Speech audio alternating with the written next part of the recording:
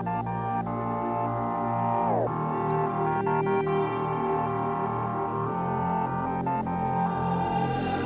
closer you got to me, the faster I try to leave.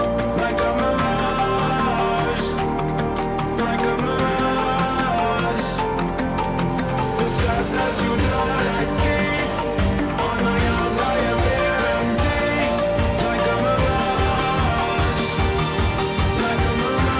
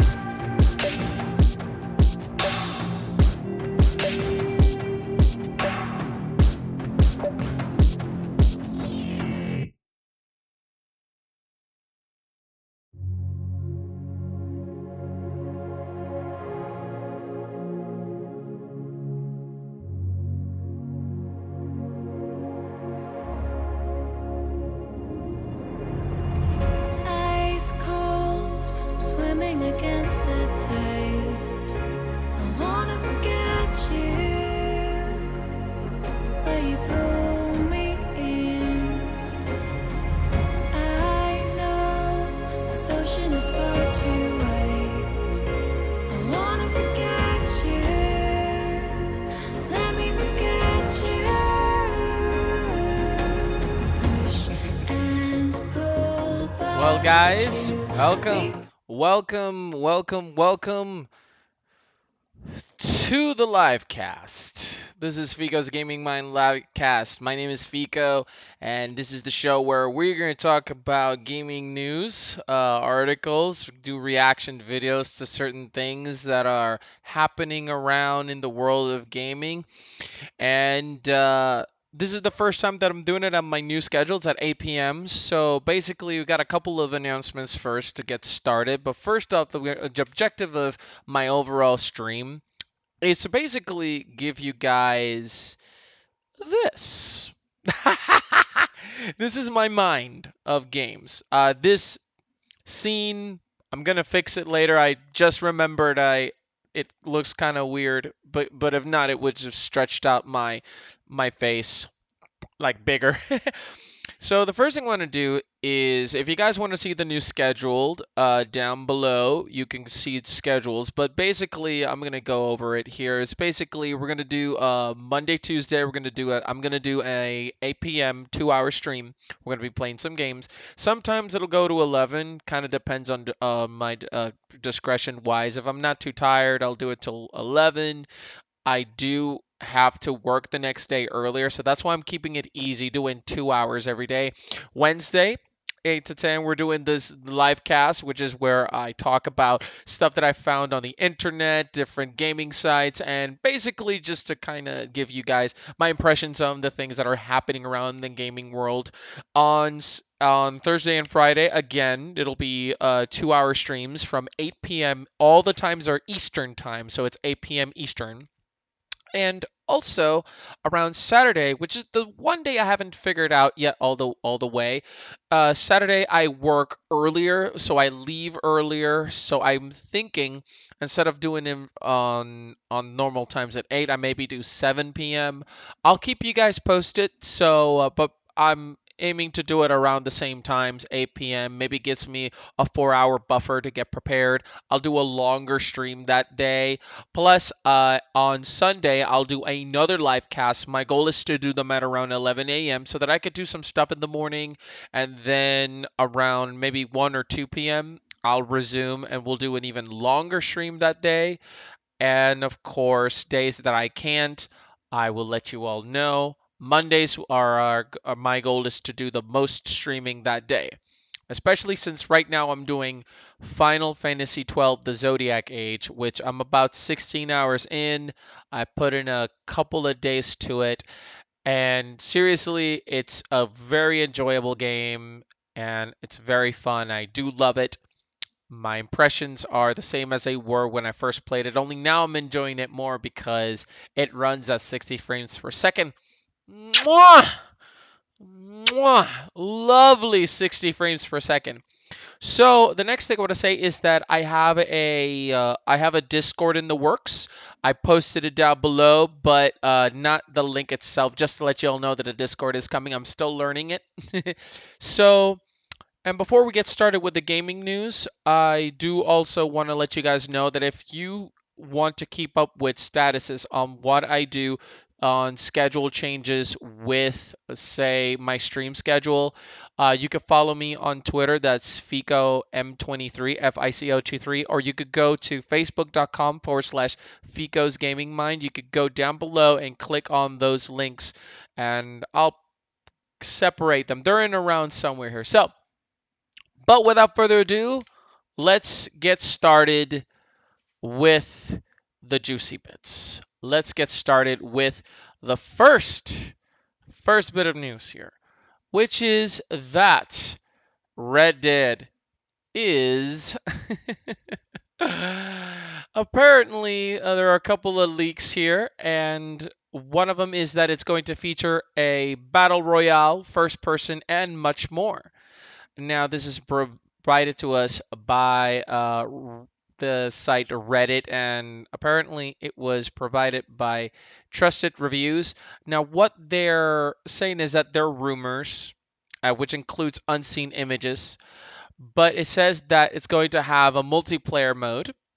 These are all leaks, so take them with a grain of salt. That Red Dead Redemption apparently is going to feature a battle royale mode similar to Fortnite Battle Royale and PlayerUnknown's Battlegrounds, PUBG. We'll talk about PUBG in a moment.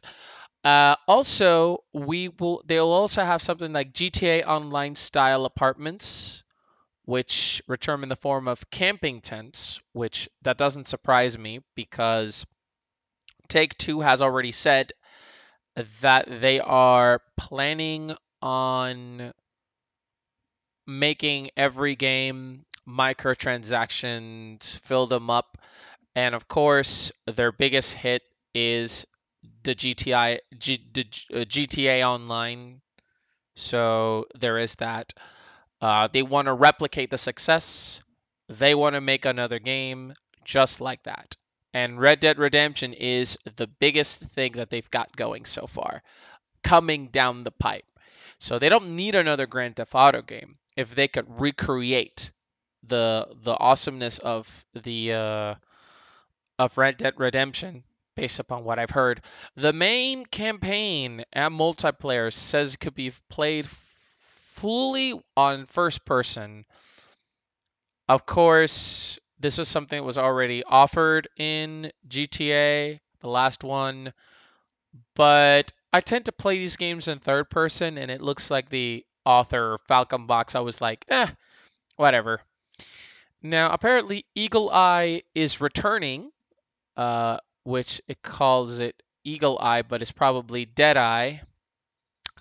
I think that's an option. That's a thing that's exclusive to Red Dead Redemption. I myself have never played Red Dead Redemption. I'm hoping that a PC port of this game will come out. If this game comes out without a PC port on the first game, then Rockstar, you guys are blowing a big opportunity here. Come on, guys. Come on, give me that. Or they'll release it for console and I'll just get it get it then. Um, Now there's also fishing as a side activity, which is something I like because I'm fishing in Monster Hunter 3 Ultimate. I fished in Okami. I've also am fishing in Final Fantasy 15. So far, there's no fishing in 12, but it seems like fishing in video games is a thing that apparently, well, I just, I just, I don't know what to say. Fishing in games, whatever. And says I have very little faith that online won't be a pay to win burning trash pile, so I hope the single player is good, said the rated comment of 5161. I do hope that too. I don't think that we are going to see uh if anything, it seems like Red Dead Redemption is a more story-based game. GTA is sort of like you could be a criminal, but it's sort of just all over the place.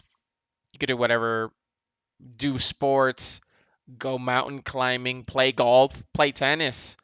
So really, this is a game that's more based on storytelling. So I don't think that we are going to be too worried. We're going to be too worried for the experience.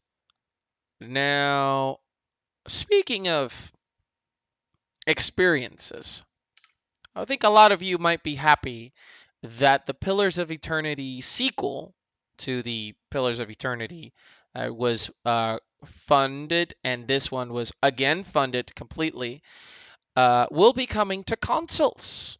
As according to Game Informer writer Matt Miller, says that the Pillars of Eternity 2 Deadfire is nearing for PC, Mac, and Linux, and it's being released on April the 3rd. But players without a dedicated PC, you could still look forward to the chance of playing this game on PlayStation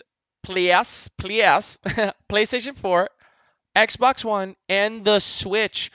Get to play Pillars of Eternity 2 on the Switch. You gotta tell me that the Switch doesn't have enough third party. The game is perfect for the Switch. Now Obsidian heads up the primary development for Pillars of Eternity 2. The game is being ported to consoles by a different developer called Red Cerberus. Versus Evil and Obsidian are working together to publish the game, and that kind of sort of concerns me a little bit. But then again, they do this all the time. They take companies like Blue Point Games, and then they get games. You know what I just realized? My water. Where's my water? Hold on. Give me a second. So while I go over here and get my water, Blue Point basically is a game that is a company we're going to be talking about a little bit. And basically, and basically, what's going to happen is a company like Blue Point should be brought up because they know how to port games. But if the experience is more like these guys, Red Servers, can pull this off, they should be good. Maybe their point, the good thing about it is that they could actually port games like a CRPG into a console like the Switch. This game should run beautifully. That just goes to show the power of the actual Switch. This is also filled with an interview. There's an in-depth interview with the game's director, Josh Sawyer, which talks about the game systems, party members, more stuff on it. So keep in mind, I am going to be posting all of these links that I'm talking about down into the description of both the description of the videos, the actual stream, and also going to be posting these on YouTube, which I'm going to be exporting every time I've exported every one of these live casts. It's for YouTube for y'all to watch them. So there is that. I'm very excited. I do like Pillars of Eternity, but I think that game is a genre. It's a genre that I myself have tried to get into, but I can't. But it's not a bad genre. It's got great stories. Now, are you sitting down? Because we're about to head to another world, into a world of fighting games. Okay, so for those of you who have been living under a rock, Evolution is the biggest fighting game tournament in the whole world, called Evo for short, Evo Championship Series. I do like fighting games. I love fighting games. The competitive side of them, I'm like, yeah, okay, they could have it, but I love fighting games. So when you get the best of the best fighting against each other, you get really great scenes. I love watching competitive Evo because on the finals, on the top eight, they get very, very good. Very, very nice. And they just announced the lineup. They always announce the lineups. Uh, they announced them, I think, months in advance. Excuse me. Months in advance. As you could see,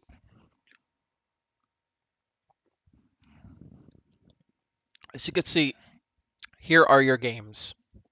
Tekken 7, excuse me, Tekken 7, Super Smash Brothers for the Wii U, Street Fighter 5 Arcade Edition, Blaze Blue Cross Tag Battle, Guilty Gear, uh, Revelator blah blah 2 Xrd Revelator version 2.1H Sigma Alpha.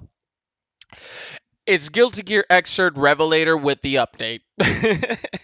Injustice 2, Super Smash Bros. Melee, and Dragon Ball Fighters Z.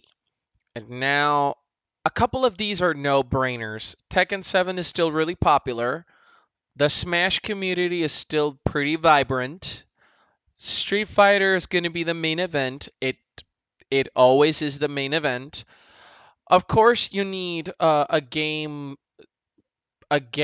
tournament as big as Evo to promote one of your crossings of stuff, which will Blaze Blues Cross Tag Battle, which I hope that they take care of that DLC nonsense, which I think I heard that the DLC is free now. Don't quote me on that. We'll find out. Guilty Gear Xrd is still fairly a fun to play and very brutal, and I think that might be the weakest of the links here. Dragon Ball Fighter Z is a no-brainer, and Injustice 2 now adding the turtles is a no-brainer as well too.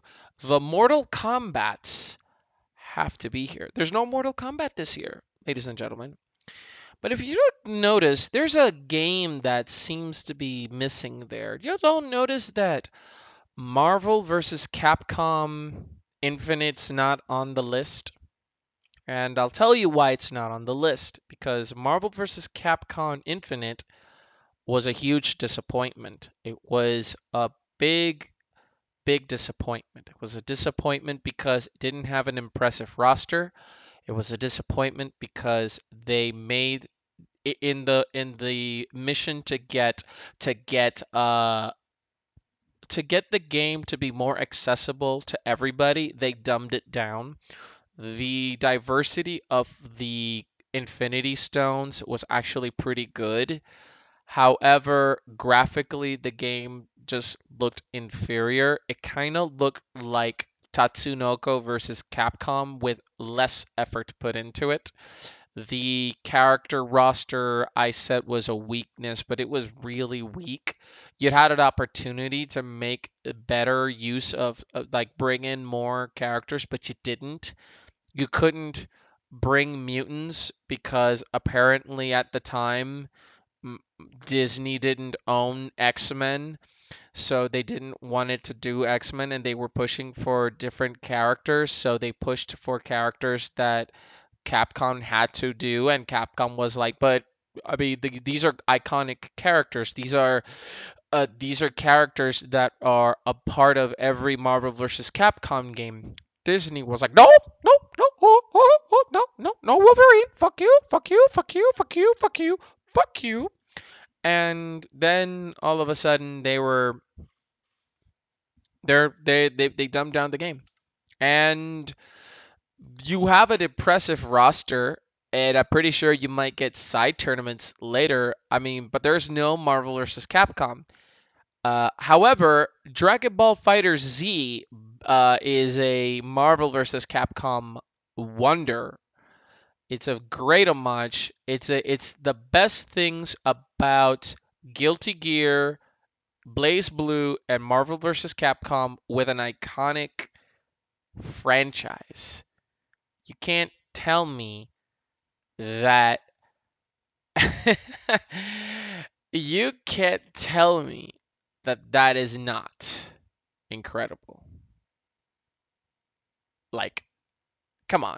It's wonderful.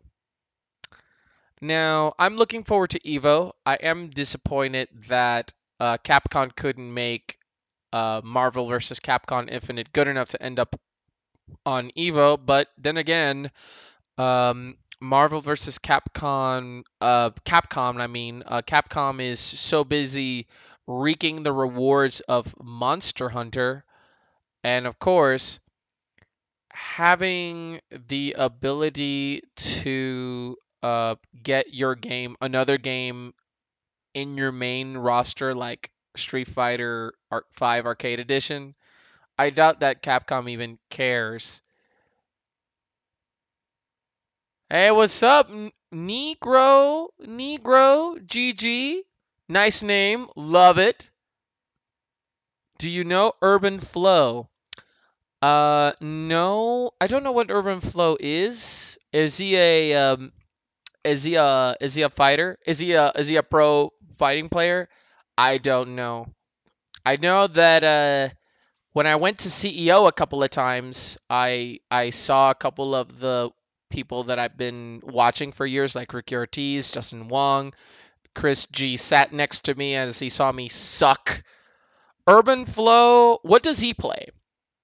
Cause I don't know. But if he's good, you need to tell me what game he plays because I like to take a look and see. So, but I'm gonna make some early predictions now. Oh man, I just gave you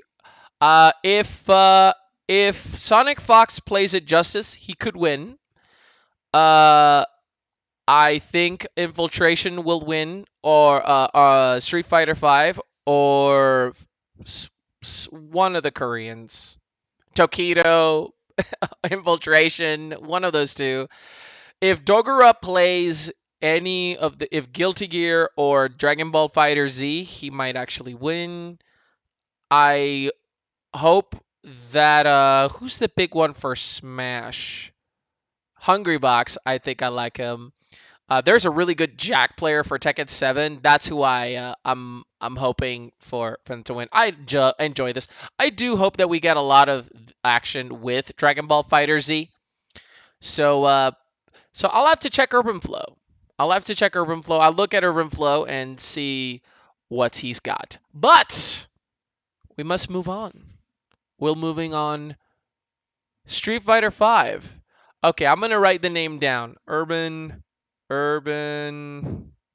Flow SF5. I'm gonna check that guy out. I'm gonna check this person out. So, all right. So the next unfortunate news is that Ubisoft can now finally stop pretending that they know what it takes to stop pirates because, unfortunately, after 3 months, they have managed to crack Assassin's Creed Origins.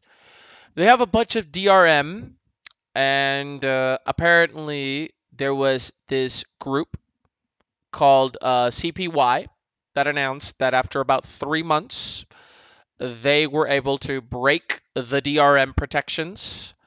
Apparently, there was a combination of Uplay, VM Protect, Denuvo, and a bunch of the stuff that's in the game. It's mainly just focused solely on making sure that you can't pirate the game, make it online only, lock it on Uplay. Nobody understands. They make a big deal. Ubisoft has been caught saying, "Yeah, Denuvo is uncrackable. Piracy is not a big deal. We can protect against pirates."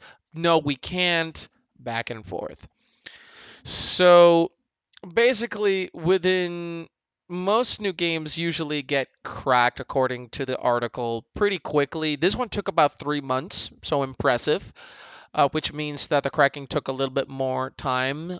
But if Ubisoft thinks that it could protect your games with more DRM imposed into the game, which apparently also causes your game to perform poorly, and if your Uplay account goes down, with the servers go down, you can't play.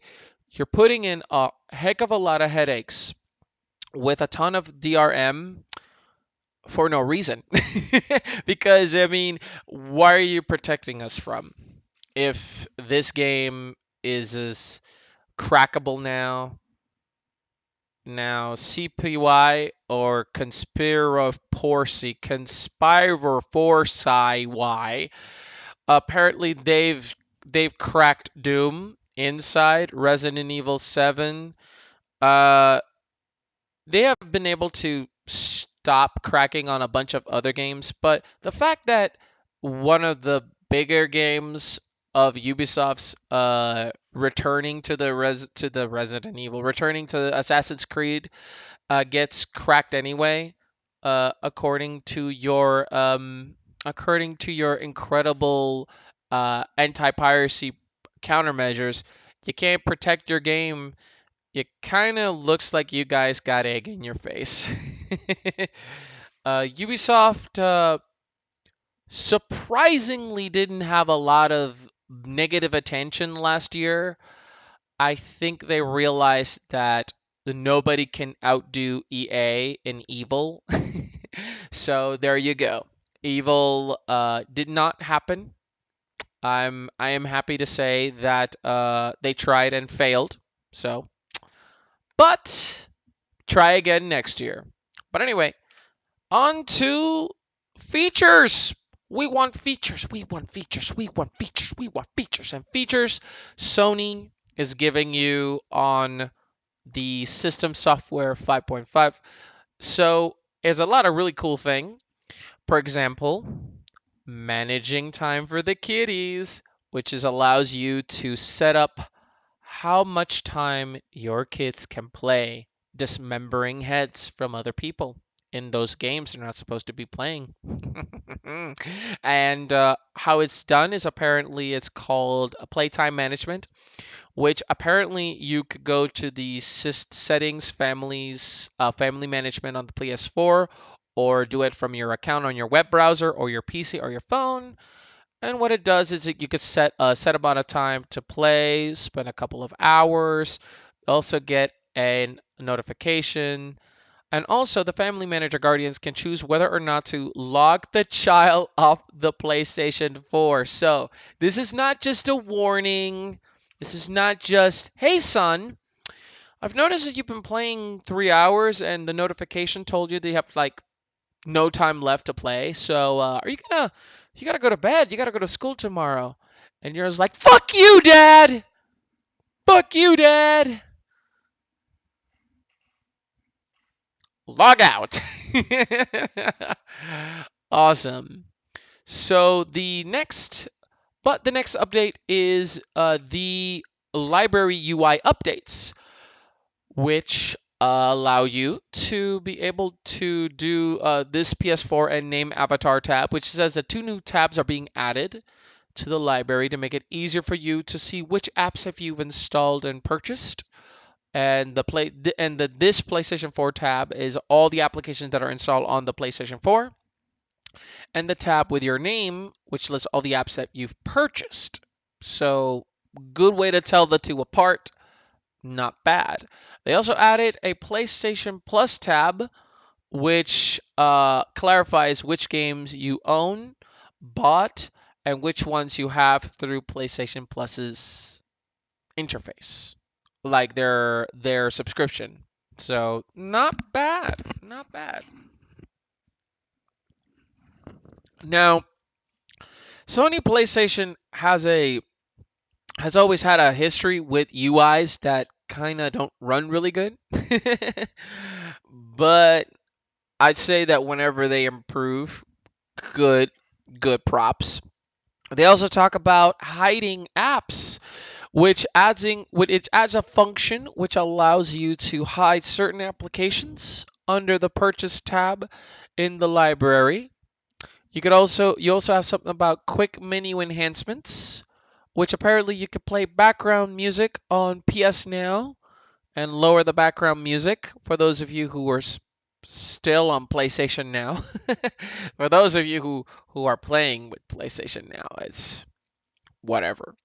But you also get notification updates, which will give you the ability to delete old notifications for better organization.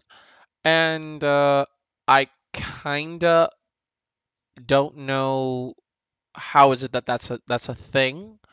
It also has a options button that allows you to open up the menu, which will allow you to select a single or multiple notifications that you'd like to delete. Also, the ability to import custom wallpapers via USB. Not bad. Finally. You remember when the themes were a thing that the PlayStation 4 didn't have and they brought them back? Well, here you go. You get them back. It looks like what you do is you just go to settings, themes, select theme, custom, select image, and USB storage device, which you can import them to set them up as a wallpaper, which I kind of like that. You can do something like customize tournament team pages, which apparently you'll be able to customize your tournament's team page and your own team logo and background that you can import from a USB stick as well. I'm not sure what the team page is, but here's another really cool option, which is a super sampling mode for the PlayStation Pro. The PS4 Pro, as many of you know, gives you the ability to play games at 4K at 30 frames per second. No, wait, they said 4K at 60 frames per second. Can it do it? Maybe not. But whatever, the games look better, and the PlayStation Pro is pretty powerful. But it adds a super sampling mode that allows moi, who doesn't have a 4K TV, which enables us those that have 1080p or less to have a enhanced visual experience, according to Sony, where it says that with super sampling mode, games that render to a higher resolution when connected to a 4K TV will downscale to match the HD TV, allowing PlayStation 4 Pro owners to leverage the benefits of an image clarity boost even if they don't have a 4K TV. But certain games already have the super sampling benefits as they are part of the PS4 enhanced feature set, and the new mode could enhance the experience for those games that don't already have the feature. Because PlayStation 4 Pro's added power benefits different games, it says here that please note that certain games' image clarity may not improve with this new feature, and that's fine. That's absolutely fine. Uh, I'm glad that that's there. I'm glad that the functionality is not. You're not putting the people that are a that don't have a 4K television away. I'm actually happy that you guys are doing this. Actually, really happy. Uh, However, there's another reason for you to be excited if you have a PlayStation 4 or PlayStation 4 Pro. I know that Shadow of the Colossus just was released, but Bluepoint Games is working on yet another classic game. I didn't even know that the Shadow of the Colossus remake was done by Bluepoint, and Bluepoint's done great. If you want to get, if you want a place or a development people, a group that can make ports successfully, like the Metal Gear Solid HD collection, the Uncharted collection, even Gravity Rush on PlayStation 4, Bluepoint is the people to do it. Apparently, they worked on Shadow of the Colossus, and apparently, according to them, it appears that their project is a remake of another classic game. And according to PSU.com, there is a job listing page on the company's website asking for people for several positions, including VFX artist, senior graphics engineer. And at the end of the description of these jobs, it clearly and coolly states the following. It says, "We are passionately at work remaking a classic for current gen game systems, growing our capabilities as a team in raising the bar." In raising the bar for what the fans anticipate for us. Now, I love Bluepoint games, and apparently, Bluepoint has actually made great, great remasters, great remakes. So, hey, Spock, thanks for the follow, man. Thank you so much. Yay! Oh my God, thank you so much. Really appreciate it. It means a lot. You are awesome. Thank you. So, oh my God, I'm excited. But anyway, uh, there's this thing at the bottom where it looks like it's a podcast you could download from Podbean. It's called the PlayStation Use Unchained remaking a classic. And there's also a little article about ideas in which 6 games that Bluepoint should revive. I think that this is a great idea. I think this is a wonderful, wonderful thing. Keep remaking them. And if you're thinking about a game that you want, then get Remake for the PlayStation. Get Bluepoint to do it. Now, this next article, unfortunately, is a little older now because the game is already out. But the pre-order, because the game is already out. So I was going to talk about this, but I wanted to talk about it now that it's here, because if you've got the special edition, which is apparently only $50, you get a steelbook. Oh, you get the game, by the way. Let's make that clear. You get the game. There's actually pre-orders that do not offer the game. Are you for real? No, no, no, no. Not these guys. They offer you a steelbook, artist postcards, a printed manual. Are you serious? Blue Point. You're printing a manual. You magnificent bastards. Something that's called the Cloak of Fate, an ancient bow. I think these are in game items. A spotted steed aggro skin. You get two PS4 custom themes, a PS4 Colossi avatar set, the world map, and Colossi stickers, and it's only $50. It's not even a $60 game. That's actually pretty good. Wow. The game is already out, and if you care, IGN gave it a 9.7. But then again, uh, IGN they gave this game it was a no-brainer. This game is one of the greatest games ever made. Apparently, I'm ashamed to say that I haven't played it. But if I get a PlayStation 4 or PlayStation 4 Pro, I will be streaming it over here on the channel. That will be one of my games, as well as a couple of other PlayStation 4 games that I've missed out on, including games like Horizon Zero Dawn that I didn't play last year, and a couple of Until Dawn is another one, and of course the Uncharted collection and Uncharted 4. So I am not just a PC gamer, I'm also a console peasant. But I made console people mad. But there's this very interesting thing that happened to this guy, Billy Mitchell. Who's Billy Mitchell? This magnificent man wearing a suit with a United States of America tie.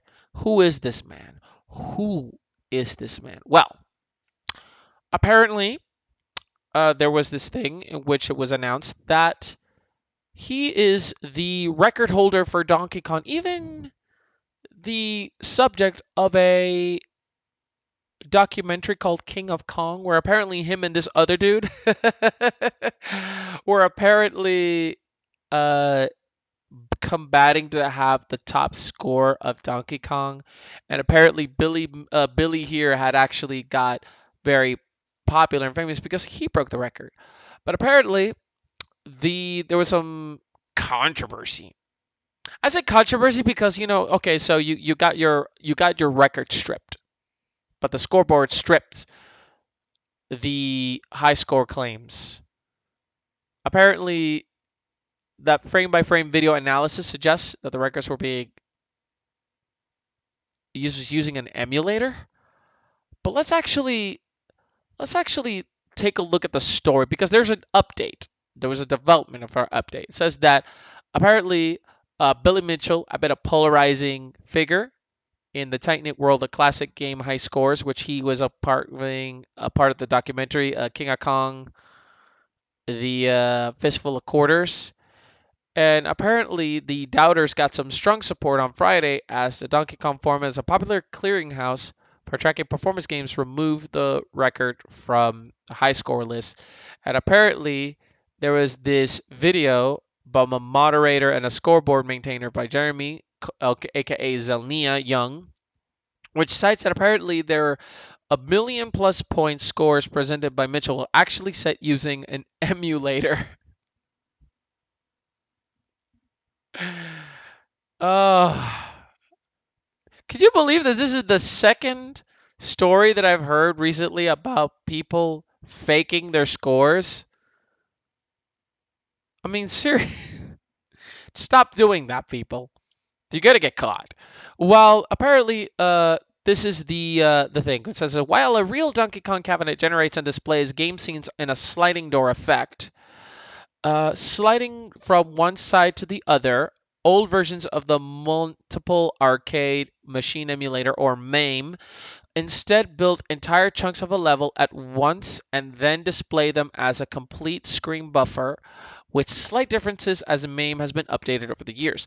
The difference is noticeable in slow motion, frame by frame, analysis of the transitions between Donkey Kong levels. In the analysis, a new stage is built in pieces after the how high scores can get interludes. Comparing slow motion footage of Mitchell's videos with those MAME or authentic cabinets, Young writes, show that each of the Donkey Kong World Record direct feed recordings represented by Billy Mitchell and verified by TG were generated in name and not the original Donkey Kong hardware. And there's more. There's actually more to this. But apparently, here's an update. I missed out on this here. And apparently, the former Donkey Kong World Record holder Wes Copeland has presented new statistical evidence that suggests that Mitchell's 1.5 million point game was patched together with multiple emulated plays. That was according to this article at Ars Technica, says that drawing data from the Kong Tracker analysis app, Copeland says Mitchell's run derives a significantly higher than average ratio of points from smashing enemies with the hammer. Since the points derived from those enemies smash assigned semi-randomly, Copeland says such a statistically divergent performance is evidence of splicing. Billy replayed the boards over and over until he got the right smash random number generation to lock in his pace. And it says it is extremely unlikely such a performance could happen due to pure chance on a single run. While its statistical evidence is still a bit circumstantial, it certainly takes on added weight when combined with the evidence of the nameplay presented below. Amidst the unfolding drama, someone called Robbie Lakeman, which managed to beat his own Donkey Kong World Record in a live stream performance Friday, Lakeman surpassed the December mark of 1,230,100. See, this is what happens when you care a little bit too much about your damn score. I remember that high scores used to matter so much, but when you're on the back of actually gaining, you actually are gaining some kind of either notoriety or fame uh, from what you did, like from something like being the best at a video game. That's kind of incredible, actually. And the lengths that you would go to keep this score is just absolutely just insane. Now, whether this means that he'll lose the score or not is we don't know, but we'll we'll have to stay tuned to that.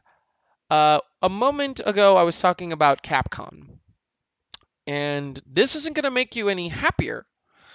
As Jason Schreier from Kotaku, yes, Kotaku, there's a source that's saying that Capcom lays off staffs and cuts scope on the next Dead Rising game. Now, Jason Schreier apparently is pretty good at revealing these actual bits of information and news. And well, apparently according to him, there is been a couple of layoffs. Says that it's laid off a significant number of staff in its Vancouver office as part of a shift that saw the company cancel an unannounced project and cut scope of the next Dead Rising, according to a person familiar with the company as well as various posts in social media. A source who spoke anonymously so as not to risk their career said that around 50 people were laid off as part of a reorganization aimed to streamline the company and wrangle the next Dead Rising, which had been overscoped and understaffed. Per LinkedIn, Capcom Vancouver, it has around 250 employees. The studio is best known for developing the second and third and fourth games in Capcom's humorous zombie killing series. Now, the unannounced game, which is a very early prototype and has not yet been greenlit, has envisioned as a third-person action-adventure game set in an alternate reality version in New York. Now, there was an update. This was posted on Monday, and today is the 7th, but there was an update which Capcom had updated and said that Capcom Vancouver has undergone a restructure which has impacted approximately 30% of the studio as part of its regular periodic assessment for upcoming projects and overall studio goals. The team is continuing to work hard to support the recent release of Puzzle Fighter for mobile and is dedicated to its flagship at Dead Rising series. Now, do I like that people lost their jobs? No. And it hurts, but at the same time, that's just a reality of the gaming industry. I'm sorry to say that it is unfortunate, but when a company like Capcom says something like in the restructuring, that's kind of giving you like that's like a red flag right there. So I am sorry. I really hate that what happened to those people that lost their jobs. It just goes to show you that you're a part of the gaming industry. If you don't have your foot firmly set, you are gone. Get on out of here. And it's unfortunate. But I feel bad for them. And if this leads to a refocusing of the actual Dead Rising series, then great. But it is unfortunate that this is a sad reality for game developers, for people that are a part of game development, this lucrative dream job. The key part that you want to keep in mind is that last little bit, and that is the word job. That's the one you want to watch out for. But I do hope that they find new jobs, but we'll see. Now, let's talk about cheating. Now, if you are a part of PlayerUnknown's Battlegrounds, you probably don't like the rampant cheating that has been going on. But apparently, according to BattleEye, there is this. I think it's like the anti-cheat thing that's in. I don't know what it's called. It's like a code that avoids keeps cheating to a minimum. Well, apparently, a million over a million PUBG players have been banned on January alone. And unfortunately, things continue to escalate. According to BattleEye, the company that creates the anti-cheating standards in PUBG, more than a million people had to get banned from PUBG, and it's gotten worse. Has gotten worse. How is it that? How is it that if you know that there is a method of getting banned for cheating that has been done to over a million people, how do you run the risks? How do you run the risks? But apparently, yep, there you go. A million something users. There's apparently something going on in China. Apparently, so like allegedly released these numbers as 99%. Look it up. But when we say we want them region locked, Green calls us racist. Okay, that's another can of worms I don't plan on getting into. But but anyway, uh there is something about that. I mean, I hate cheaters, I hate scammers, and I hate the people that game the system. So good. You got banned. If you cheated, you get banned. And I do like that. So good job, BattleEye. You guys are PUBG's eyes. So hopefully PUBG, one of Matt's favorite games, will now be a little more tolerable without a million something douchebags clearing this whole thing. Now, we talked about PUBG blocking, banning cheaters. And I also talk about companies, how they're shaping up. Now, the company Square Enix, it's been involved in my stream very much. Final Fantasy XII The Zodiac Age, it's been an excellent, excellent port. They've been doing a great job with Final Fantasy XIV Online. They respect PC gamers. And now, however, there's a little bit of an interview here that is talking to the CEO of Square Enix that says that games as services doesn't mean loot boxes or microtransactions to Square. Square is still making single player games, no mandate for engine unification for developers. Okay, so this is an article where apparently they were interviewing CEO Yusuke Matsuda, and I don't know who GC is, but here's a couple of things that were discussed. Now, it was interesting because it talked about the success of Nier Automata, and yet the same document, it also talked about the rise of the games as a service, and the idea that single-player games were no longer as popular as used to be. We have heard a lot of similar things from other publishers, nicely as well.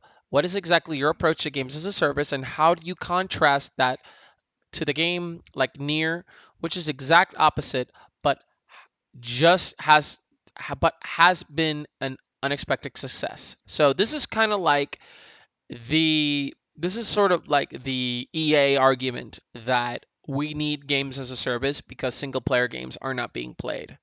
And of course, Yosuke Matsuda says the following says games as a service has a very wide meaning. It can mean a lot of things. It says he laughs. I'm laughing. Recently, people have been discussing loot boxes and people not using that properly. I think that it's all linked to this bad perception people have to the words games as a service. But really, the way we're looking at it, what it boils down to is the idea of keeping people engaged with our games and enjoying them for longer periods of time. That's the way we really look at the problem. The way we use that expression, really, the whole idea for a single player game particularly is the idea that you have the game release and you keep adding more content to keep the players engaged and enjoying the game. And that helps to make it more of a full experience, and that brings up more players to the original game. That's the rough approach we take to the idea, and that's why we describe games as a service in that sense. Yes, you see, when you get something like games as a service and you give it to EA, well, it sounds horrible because EA is a horrible company and they deserve all the negativity they get. They deserve it. However, when they boil down to when CEO Yusuke Matsuda says it, it's like, how do we make the single player game go further, give you more mileage? Not necessarily by loot boxes. It's how do we make the experience almost seem like it never ends? Not many people have been able to implement this correctly, but I do like that the CEO of Square at least doesn't see games as a service as everybody else. It continues, says, you're right that games as a service can mean almost anything. A lot of it is positive, but I think that worried people was the idea that the single player games were becoming no longer tenable, at least on a large budget, and many publishers seem to be stating that fairly unambiguously too. With Square Enix having so many great single-player oriented franchise, can you reassure people that as a company, you have not lost any interest in the concept? Matsuda. We will definitely be making more single-player games, Don't worry about that. We will definitely be making more single player games. Definitely. I think the environment now that we have has even more platforms. There's even more platforms, there's even more opportunities to get single player games out to people. So, for example, mobile phone games, we're not just making free to play games for that, we're making proper single player games, re releases of old titles, new titles as well. So, mobile phones don't just have to be about the kind of thing. The Switch is another great platform to come out with single player games. So we've got a lot of opportunities that we really do want to continue making single player games. I think a lot of the time when people hear the phrase games as a service, they're always focused on the problem of microtransactions. They really close out the meaning of just being that. We look at it in a much broader sense. If you look at the idea of adding things to a game after release to keep it fresh and exciting, to keep people playing for a long time, and all the different ways you could do that, it comes to express a lot more. People are too focused on the problems. And it concludes here. We've been thinking about it of the downside of that is that if we had one unified development platform, it would make it a lot harder to express the different characters, the different proclivities of our titles. We make a very broad range of games, and it might affect a variation we could get in there. I think a much better way of improving the efficiency of the development that is more fitting to the way we work is rather than unifying everything on the same platform to take all the different approaches the individual studios use and are very familiar with and have them exchange information about the tools and methods they use. In that process of unification, consolidation, there is obviously the trade off of terms of individuality, and I would rather value that than the different efficiency gains to be had from consolidation. So, in short, it seems like our buddy, our friend, no, not our friend, the CEO, Yusuke Matsuda says that while games as a service has a negative connotation, it's not typically going to be a bad thing.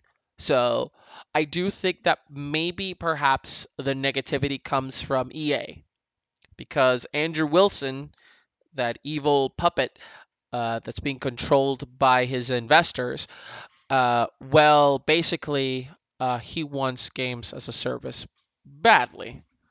Very, very badly. So, um, here we have the next thing we're going to talk about is basically um, following another decision made by another company, and this is I know that you guys we talked about the Nintendo LABO, and the Nintendo LABO is looking to improve things. I mean, Square Enix doesn't want people to think negative as a of your experience, but Nintendo definitely doesn't want you to think negatively about cardboard.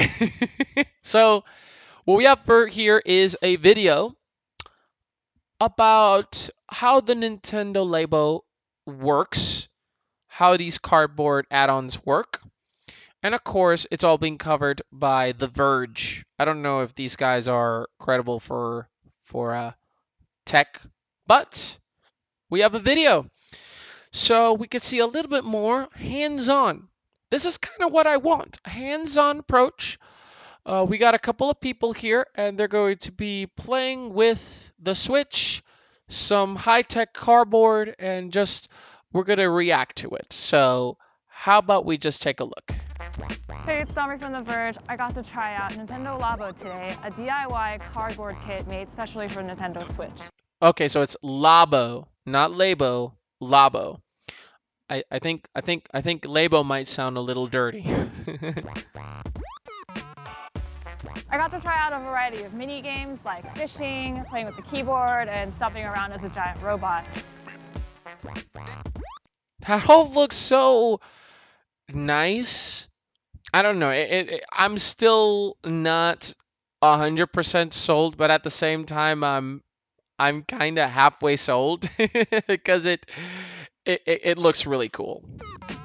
Since it's all made of cardboard, it seems really simple, but there's actually a lot of really interesting tech behind it all. But before we get into all that, we have to start by actually building the projects. Okay, so we got two guys building two journos building some Nintendo Labo. I'm gonna be calling it Labo from here. Oh, wait, I have it. I'm sorry. I would say this sheet of cardboard is actually a little bit thicker than your regular like cereal box cardboard. Oh, it's a little bit thicker than your cereal box cardboard. That's not encouraging.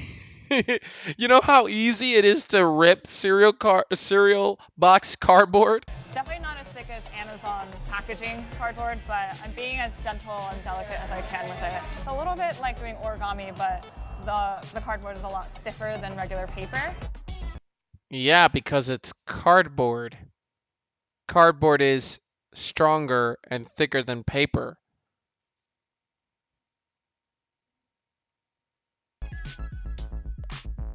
This is making me realize just how like spatially challenged I am.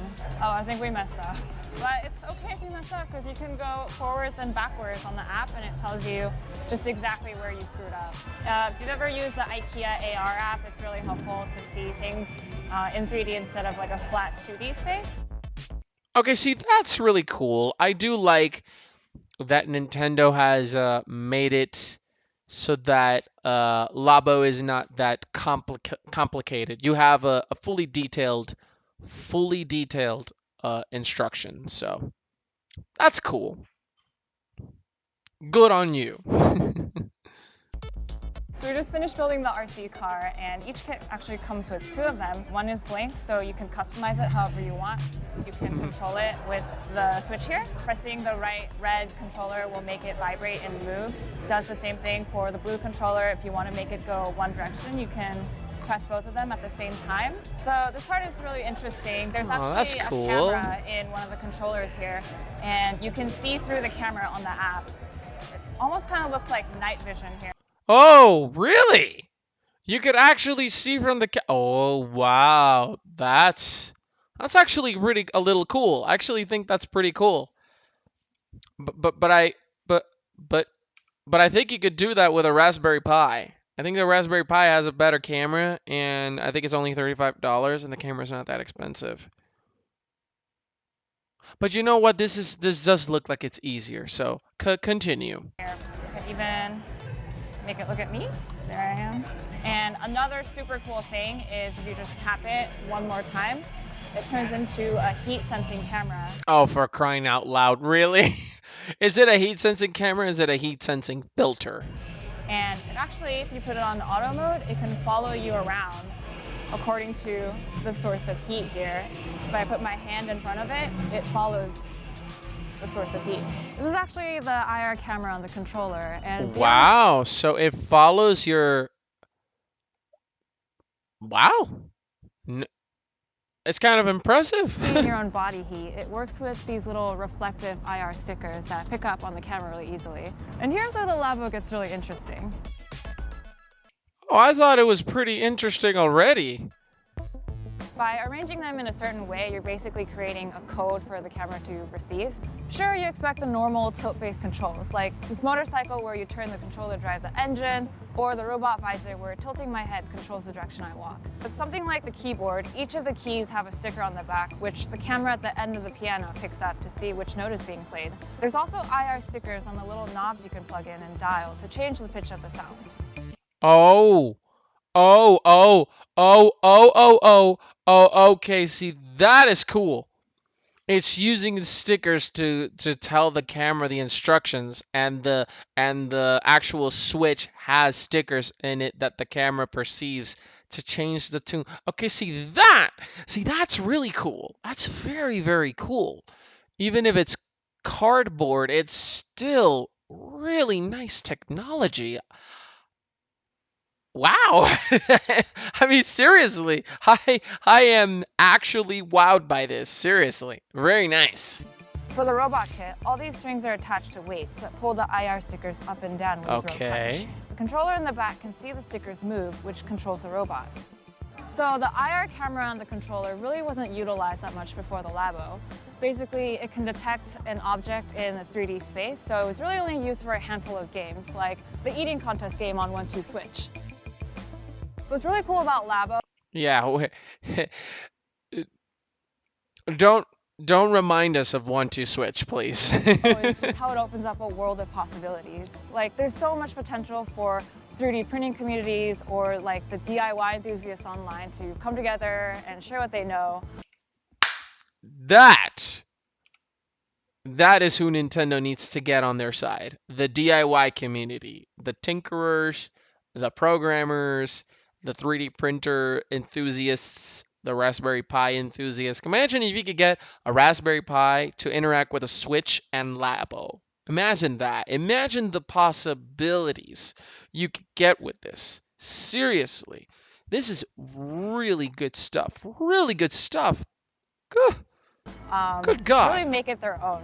And in keeping with this style, Nintendo actually introduced Toy-Con Garage, which lets you reprogram the Toy-Cons you have and remix their features and map different buttons to different actions. Like, for example, if you press a button on the blue controller, it can make the right controller vibrate.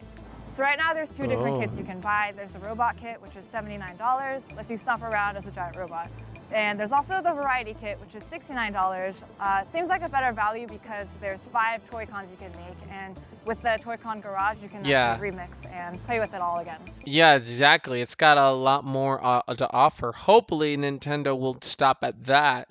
But then again, I mean, it really is counting on a very niche audience. But you know what? Labo is it's got the potential. I think if you take Labo to something like a Maker Faire, I think I don't know what else to tell you. I mean, you take a tech expert who created the tech and take them to the Maker Faire. It's a no-brainer. You got a winner here. Now, if you just put it as a niche thing, it will fail. But if you expand on it, I think it's a great idea. Seriously, keep at this. At the end of the day, Nintendo isn't just selling a cardboard kit, it's selling a platform. There's so much you can do with the technology they're offering. No matter which kit you decide to go with, I think you're gonna love it all. I mean, for the first year of the Switch, it's already doing super amazing. Developers are flocking to the console, so I'm really looking forward to seeing what other things are gonna add to it. You can tilt your head to move directions. I actually really like this video. Good job, The Verge, and good job of getting me excited. I'm not getting the Labo, but I do think that it's a good option. I do dig that. I do think, well, personally, I still think it's got a niche. It's got a little bit of a niche. However, I'll tell you this. It's impressive.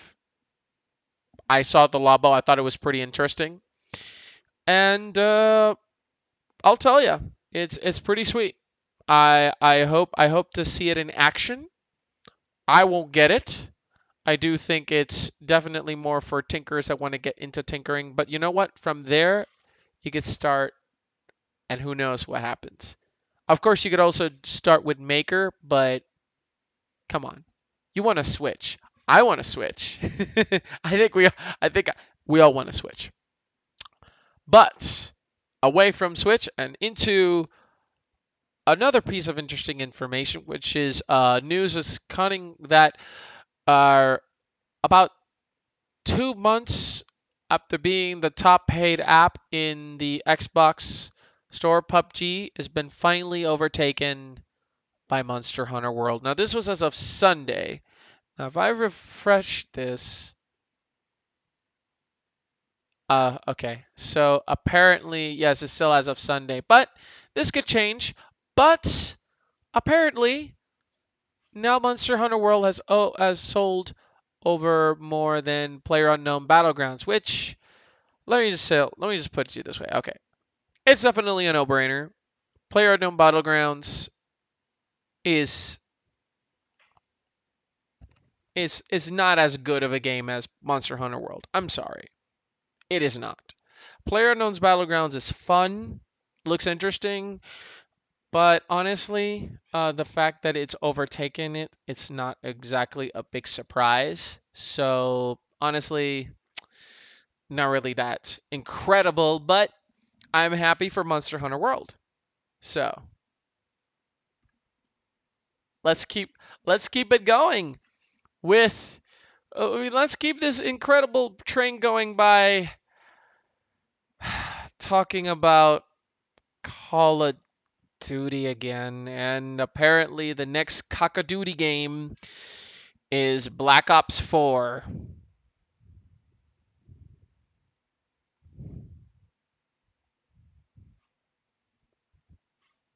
Okay. Now,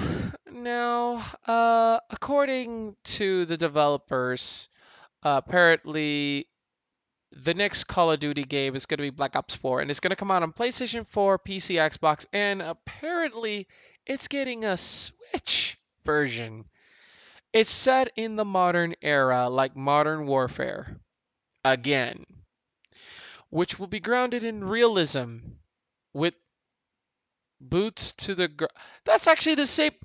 That's the same description that you used for Call of Duty World War II. What did you? The same writer did it. Wait, this was actually written by someone on the site. But anyway, so yes, another Cock of Duty game, and apparently, the Nintendo Switch version is going to get ported by a development studio who's familiar with the Call of Duty franchise. That's going to support the game's DLC like its counterparts, and it's going to feature unique HD rumble, which is pretty cool. Gets it to stand out. Hey, you get to play a Call of Duty game uh, portable on the Switch. If it runs incredible, you could bet that people are going to get it on the Switch.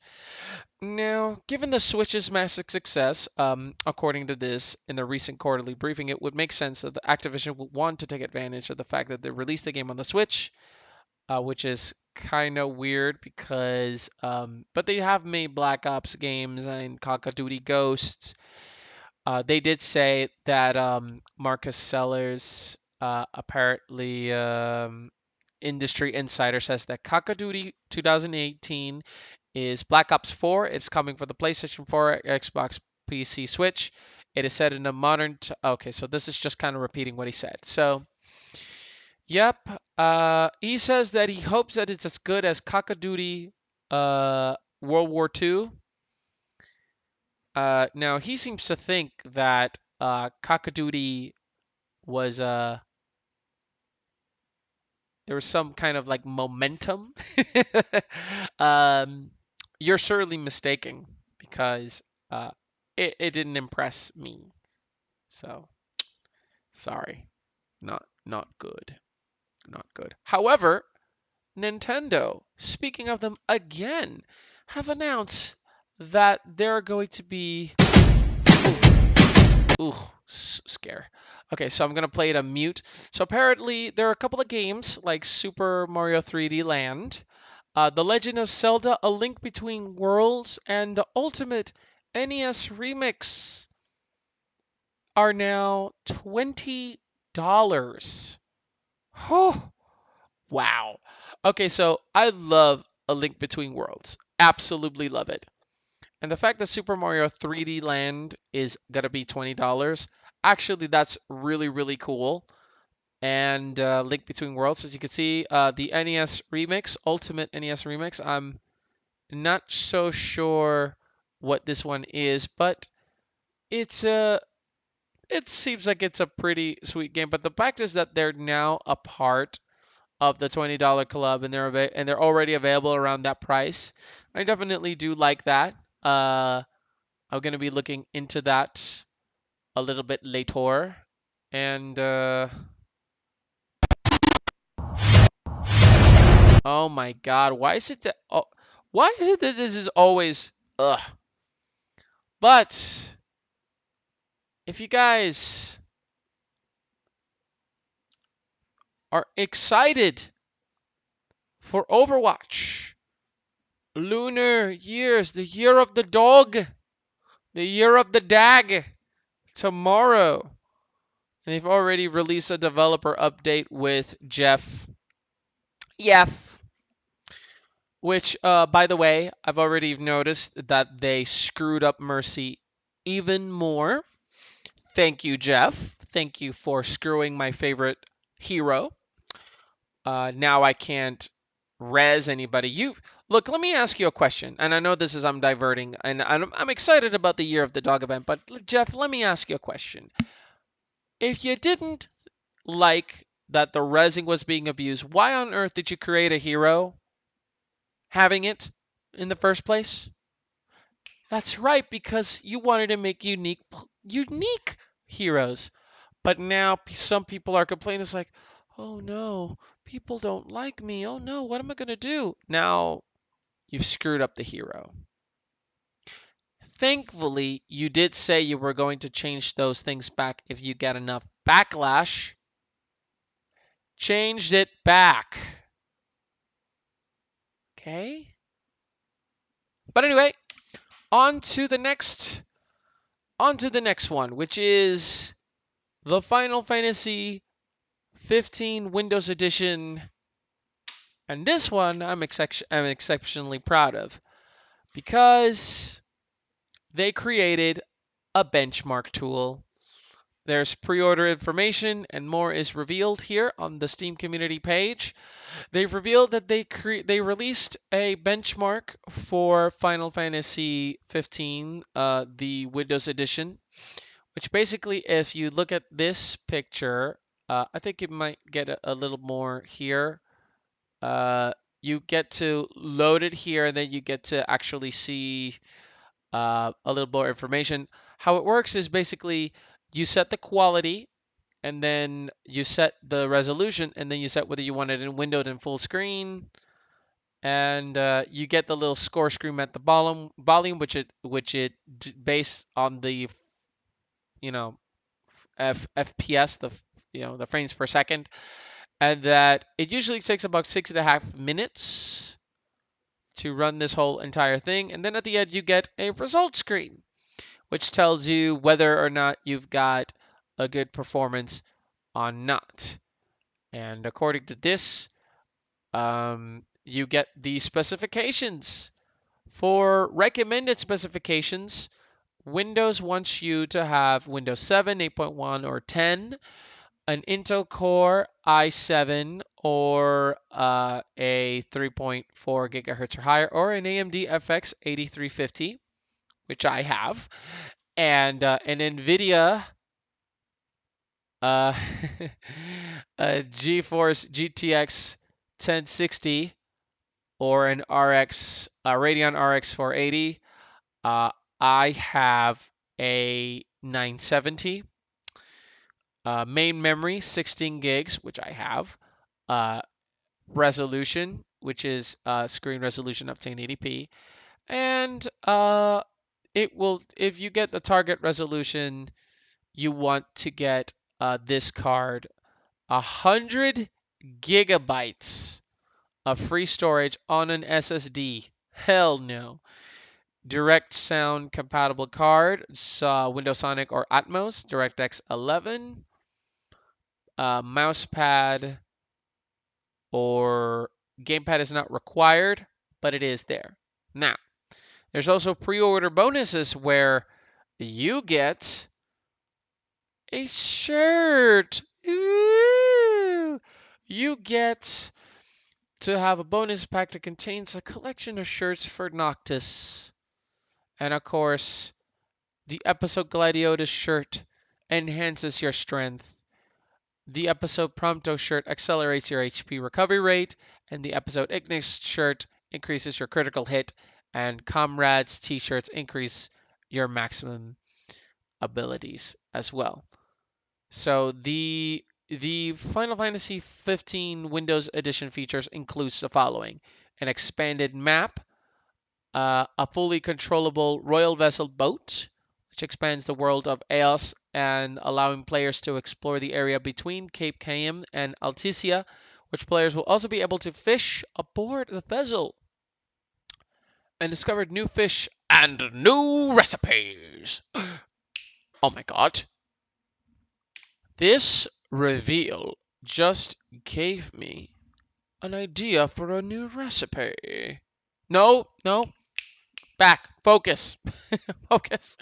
New first person camera mode. A new accessory that can activate the Arbiger Unleash, which players will be able to unleash powerful attacks with the Arbiger as summoned. After collecting all of the royal arms, players will be able to find an accessory in an unidentified part of the world, enabling access to the Arbiger Unleashed. More than a dozen pieces of downloadable content, which includes weapons, regalia, car skins, and item sets. All of the season pass content, including the episodes that should have been released into the game.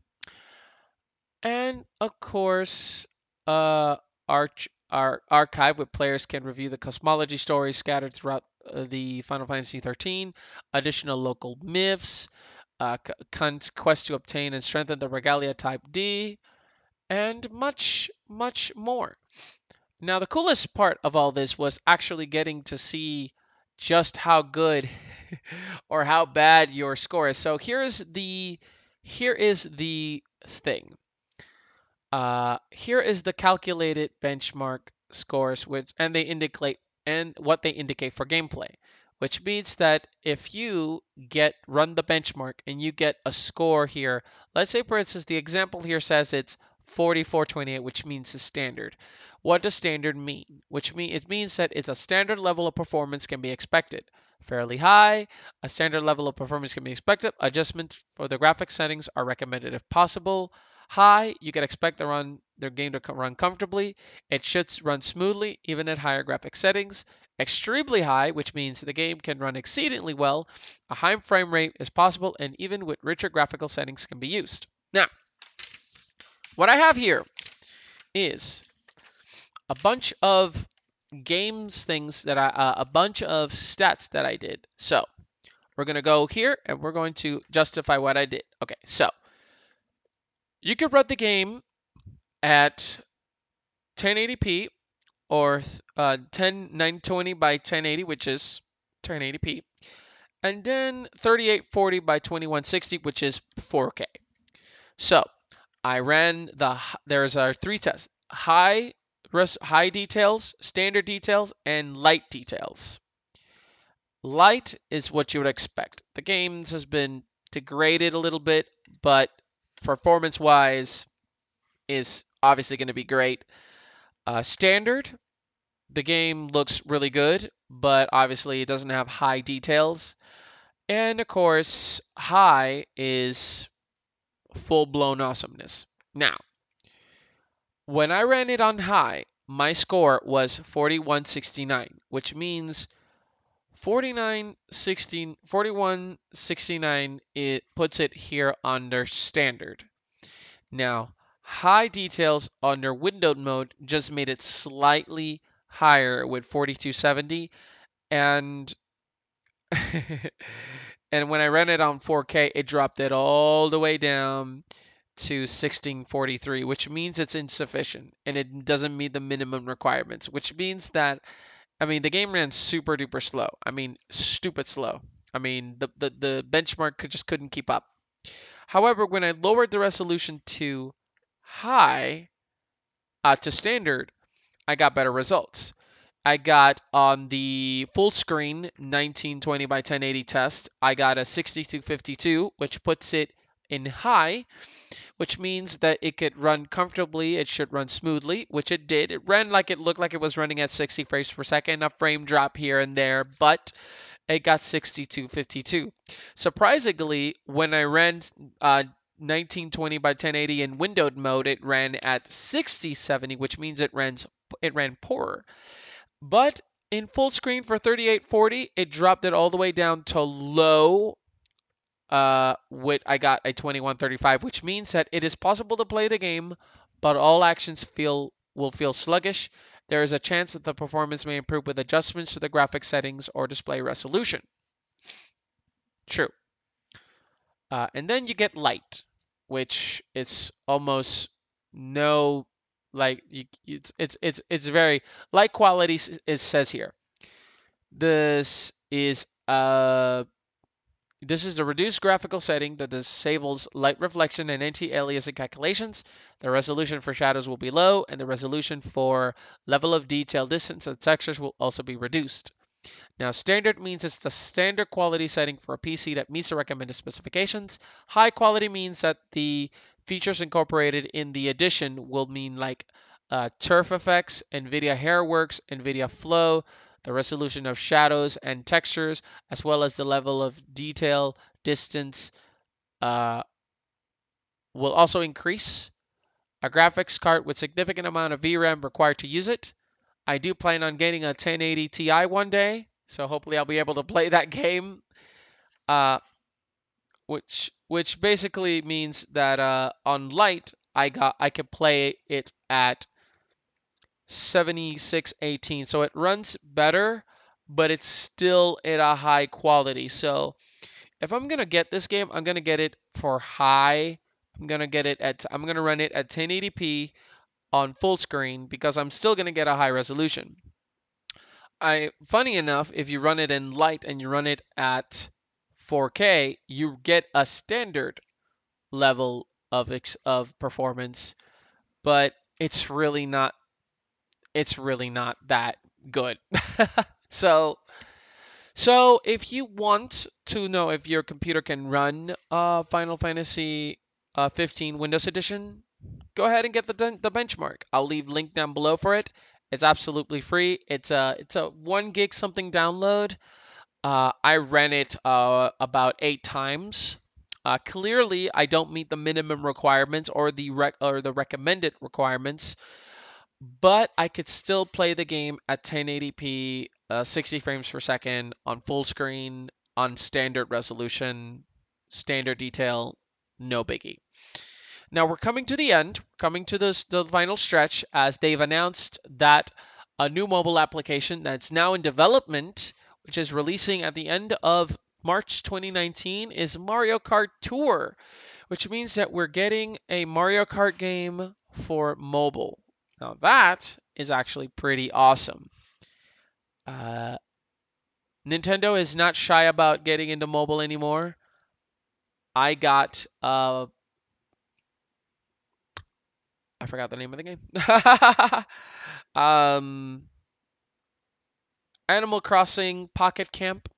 That was very good, and they've done stuff with other things, but clearly the they want more recognition. Mario Kart is a game that should be interesting to see in consoles here. But I mean consoles and mobile as well. I mean obviously. But anyway, I do like the news. I do like it's exciting. We'll see what they announce. I'm sure they're going to talk about it at E3 this year. So let's go ahead and talk about looks like the version of what is going to be new for Bayonetta 2 on Nintendo Switch. Clearly, the Wii U version of this game probably didn't sell as well, given that the Wii U was just poor. However, this game might have been what it helped the sales of the Wii U remain somewhat relevant. In fact, I heard that Platinum Games pretty much just got a deal with Nintendo to make this game exclusive for Nintendo. It was basically they can't get this game done everywhere. I mean, we got Bayonetta for the PC, which shows that at the very least this game helped them make the version, and the version on the PC is magnifique. So I'm very excited that the Switch just gives me another reason to buy another Switch, a Switch, the Bayonetta 2, and of course Bayonetta 3 is coming as well too. So what is what's going to feature on the Switch? Well, it's gonna the the versions of Bayonetta 1 and 2, according to Philip Muchin, is that both games are locked at 60 frames per second, running on 720p, which is not bad. I mean, look at how the game looks. I mean, the game looks pretty snazzy. I mean, this game does not look like a bad looking game. I mean, I'm running uh, Bayonetta 1 on. Oh, Jean! Hello. Oh, I love this world. Um, Now apparently docked and undocked is a difference, which apparently which actually no, it says that the game getting docked and undocked for the Wii U fluctuated in the performance wise, which means it's going to be locked all the time. Another thing that features says here is that it will come with amiibo support, which players will be able to use compatible amiibo to unlock costumes. Boo means you have to do that, and also costumes from other Nintendo properties. Although I wasn't able to test out any amiibo during my time, I can confirm that you'll be able to use amiibo up to a max of 32 times a day, which seems like a viable option for grinding Halos. In regards to the amount of content, both games seem to have remained virtually identical from their previous counterpart consoles. Despite the game's lower resolution, they both look absolutely stunning in the 60-inch TV I played on. A lot of us were expecting 1080p 60 frames per second for this one, but while it's running at 720p, it still manages to look fantastic. And I really enjoy Bayonetta 2's touchscreen controls on Wii U. Then you'll be happy to know that they'll be making a return to the Switch version. And oh my god, there's so much content. Now, apparently, this game launches for the Nintendo Switch February the 16th. This is next week, I think. Well, hold on. Let me check the date. Yeah, it's next Friday. Oh, wow. Now there's now there is definitely excitement. This is clearly stuff that's getting everybody pumped for the new game that's going to be released. I am super duper happy. Super duper happy. And this makes me all the more excited to get another reason to get the Switch. I didn't need it more reasons, but there we go. You've given me another one. So that's kind of sort of the end of the news, but I do want to show you two more things. Now, one is from Polygon. Yeah, I don't like Polygon, but apparently they created a podcast. That's called The History of Fun. And they talked about Duke Nukem Forever. Now, the History of Fun has Russ Freshtick, Allegra Frank, and Chris Plaint, which apparently they talk about, according to this, the hidden backstories behind the things we love to do. And they talk for about 46 minutes about Duke Nukem Forever. I caught about the first 15 minutes. I actually do enjoy the podcast. It's very interesting. Makes me want to learn about one of the biggest, like almost vaporware, all of the history that happened with Duke Nukem Forever, like a brief history, and it's almost about an hour long. So I definitely will be linking this. Of course, you can go to your favorite podcatcher, Stitcher, Apple podcatching application, Overcast, anyone you want, and go listen to this. It's just Polygon. I don't like Polygon, but sometimes they, when they do something that's actually fun and they talk about games, uh, they do good. They do good. Especially with this podcast, which is it's kind of fun, actually. And now, for the last thing, it's something that I found that is absolutely incredible. A book. It's a project that's called the CRPG. RPG project. Now, this is a history of the computer role-playing games that have been released. And this is what he said. This is coming from, I bet this is the guy that just created this, but basically he released the book. Now, this is what he said. On February 5th, 2014, I posted the results of the CRPG Codex's Top 70 poll, in which we elected the best CRPGs of all time, but I felt that a simple list was too dry. More than the ranking, I was interested in why these games were good.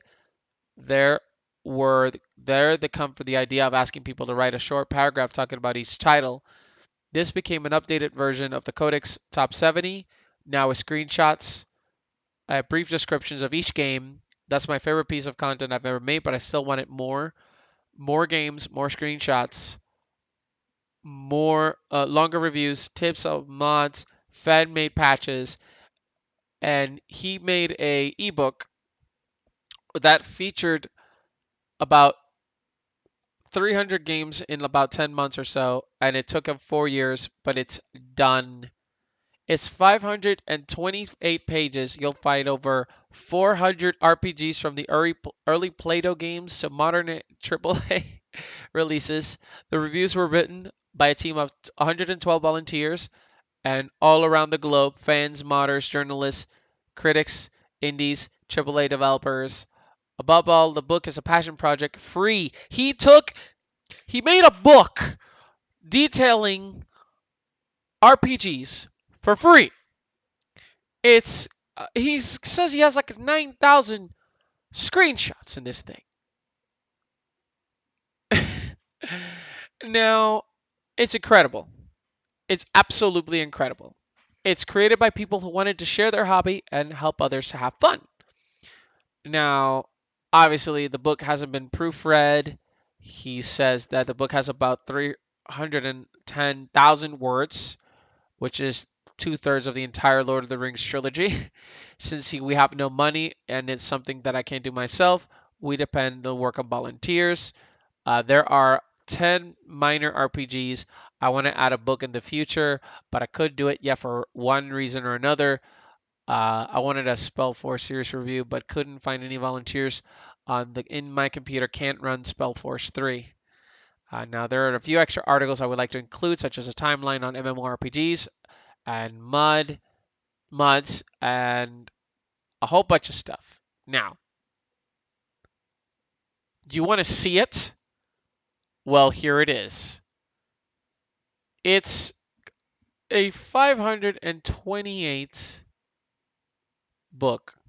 page book that's been edited by Felipe Pepe.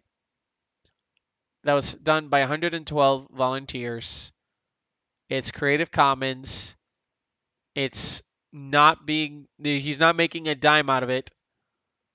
And this is the table of contents from 1975 to 1979, the boom, the clones, and the crash. Here come the new challengers. The created and technical explosion, new 3D worlds and audiences. 2004 to 2000 to 2004. Indie casual and social multimedia platforms. And of course, more stuff. And let me tell you something. Let me just show you per example. Let's click on here. Faster than light, FTL. Look at that. And they talk about it, and it tells you who created it. It gives you little tidbits here on the fundraising, on how it was fundraised and stuff. Of course, let's go over to all the way back up here. And then you could go to like the book that you want to know. And it basically it gives an example. It talks a little bit about articles. Um, Stuff about older games like uh, hmm,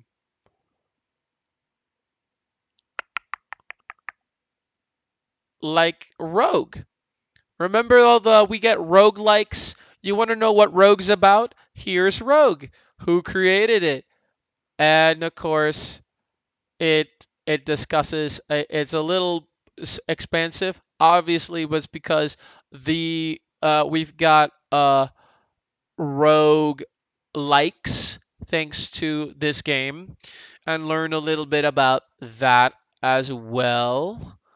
You discuss stuff like the Ultima games that were very traditional back then. However, I, being a child of the 80s, born in the 80s, which technically means I'm a millennial, uh, I fall into the category of Final Fantasy, and of course, I'm trying to find it. Oh, where is it?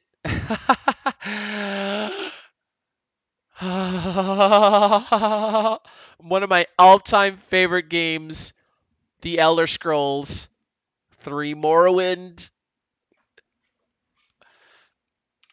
Oh, it's this is incredible. This is incredible. 4 years. He's not making a dime out of this. Incredible. Incredible work. Incredible. Oh my god, it just oh, Arx Vitalis. I've actually seen this game, yeah. Oh, and it's just it's beautiful, beautiful, beautiful detail. This is 4 years. And of course here it's talking about the contributors from different parts of the world, about the project introduction. Of course, you could look into newer games like Transistor, and I actually I'm not gonna print this because this is too big, but I do want to download. This is incredible, and I'm going to include a link to all of this below. And that's it, guys. That's it. We made it through. It's almost about 2 hours, but I wanted to talk a lot. So there is a ton of stuff. And I do plan on making them around an hour and a half, almost to 2 hours. Maybe an hour length, perhaps. So I hope that you guys like this. So thank you so much for watching. As always, remember if you want to follow what's going on with the stream, you could give me a follow here and turn on notifications on your either on the Twitch app when you follow or on your phone or if you're doing it from the actual site. There you go. Also, I urge you to follow me on Twitter, which is Fico20M23. That's Fico M as in Mike 23. Facebook, which is Fico's Gaming Mind. It's facebook.com/Fico's Gaming Mind. And of course, I will have a Discord very, very soon. More details on that later. And remember, you guys could catch me on Mondays and Tuesdays at 8 p.m., where I stream at 8 p.m. Eastern. Every Wednesday, I'm back here doing another Fico's Gaming Mind livecast. Thursdays and Fridays, we'll do streams at 8 p.m. Saturdays, we'll do longer streams determined as to what time it'll start. I think around 8 p.m. I'll start them, and another livecast will be on Sunday at around 11 a.m. and then streaming later that day, and of course, more on my next day, which is Monday. Ladies and gentlemen, thank you so much for watching. Thank you for Spock for following me. Thank you so much. And for Negro underscore GG, I will look for Urban Flow. So thank you for the suggestion. And I'm going to end the cast tonight. So thank you so much for watching, guys. And as always, keep on gaming, keep on rocking, and I sincerely urge you to go to my YouTube. I've almost forgot that. Go to my YouTube. That's you could go to YouTube. The link down below. I'll include the links to that here on the description of the chat of this stream, including you could click on the bottom and scroll, and you click on YouTube, it'll take you there, which you could catch replays of every single one of these live casts. I'll also include the links there as well. So, guys, thank you so much for watching. I have a new passion for this. I got a new follower tonight. I'm up to 35 followers. I am super, super happy. Thank you so much for watching. And as always, my name is Fico. That was my gaming mind. I love every single one of you. Take it easy, guys. Bye.